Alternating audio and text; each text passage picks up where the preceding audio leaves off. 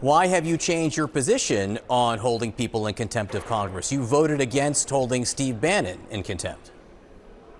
Well, I think it's a little bit different when you have the President of the United States. We have somebody who's not an elected official. You have the President of the United States was selling his influence. His son was no, but I don't selling his understand. influence. We're talking about There's the a little people bit you're higher, talking. different standards, John, when you have somebody who's in elected office versus somebody who's not in elected office. Steve Bannon wasn't in elected office. He was the Vice President of the United States. Who are you saying? Who are you saying was in an elected office here when you're talking about holding people in contempt of Congress for being non-responsive? Well, tell me what office Steve Bannon was in. Well, tell me what office Hunter Biden was in. Republican Representative Greg Murphy had a disastrous interview with CNN anchor John Berman discussing the House Oversight Committee's newly issued subpoenas for Hunter and James Biden. Berman grilled Murphy about whether or not the GOP plans to hold them in contempt of Congress, something Murphy and 201 other Republicans voted against doing for Steve Bannon. Trump now tries to get his followers like Steve Bannon not to testify here and not to turn over evidence that they have about this vicious assault on American democracy. In America, when you are subpoenaed to testify in court or in Congress, you show up. Period. You can invoke your Fifth Amendment privilege against self-incrimination to specific questions if you think you committed a crime. You can claim executive privilege to specific questions if you think you're President of the United States. But you cannot blow off a subpoena in America. You cannot sit on your couch and defy the people's representatives in Congress. So we must enforce the rule of law here, my colleagues.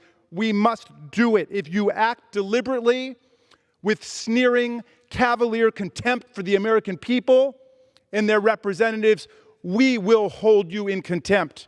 We will get to the truth of the violent assault on America. The yeas are 229, the nays are 202. The resolution is adopted, and without objection, the motion to reconsider is laid on the table. Tell me what office Steve Bannon was in. Well, tell me what office Hunter Biden was in.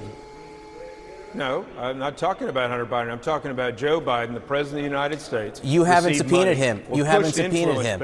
I'm asking if Hunter Biden or Jim Biden, the brother and son of the president, who are not elected officials, if they are not responsive, will you hold them in contempt?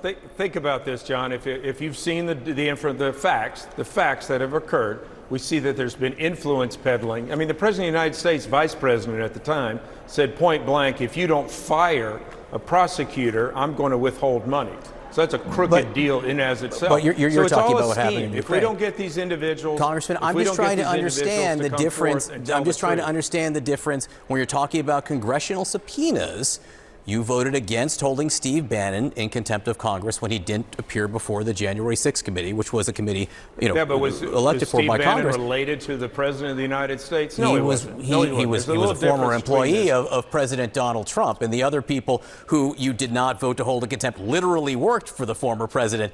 And even worse, Jim Jordan also refused to comply with his subpoena issued by the January 6th committee, something he's been regularly called out for. The horrible precedent set by this chairman has damaged the credibility of all congressional committees in seeking information from witnesses and damaged the rule of law. Are you serious that Jim Jordan, a witness to one of the greatest crimes ever committed in America, a crime where more prosecutions have occurred than any crime committed in America, refuses to help his country, and we're going to get lectured about subpoena compliance and contempt of Congress? Jim Jordan won't even honor a lawful subpoena? Are you kidding me? Are you kidding me? Do you oppose the use of criminal contempt charges against people who refuse to testify before Congress? No, we've used it. I mean, we contempt Lois Lerner after a year of hearings and investigations. You sure did, didn't you? You Lois said the U.S. attorney had a legal duty to go to the grand jury, didn't you? Well, it says shall. When the Congress voted for contempt, it says shall go to the grand jury. That U.S. attorney didn't. That's right. And you also said the U.S. attorney unilaterally decided to ignore the will of the House of Representatives. It's true. You said Mr. Manchin was legally bound to convene a grand jury, but indeed he ignored his obligation and unilaterally decided to ignore the will of the House of Representatives. Don't you think it's important that when we're exercising our Article I powers to get the evidence we need in order to legislate that people obey the subpoenas of the United States House of Representatives? You used to believe that, Mr. Jordan. Do you no longer believe that? Once a legitimate investigation, sure. All right. Sure. In 2012, the Oversight Committee approved a resolution holding Attorney General Holder in contempt of Congress. Do you remember that one? Say it again. I was thinking I was going to elaborate on the answer when you cut me off to ask me the question again, Well, please. continue, Mr. Jordan, because everybody's always violating your rights, so I'm going to give you all the time you want. No one's violating my rights. Okay. Well, look, let me remind you what you said when Attorney General Holder was held in criminal contempt of Congress.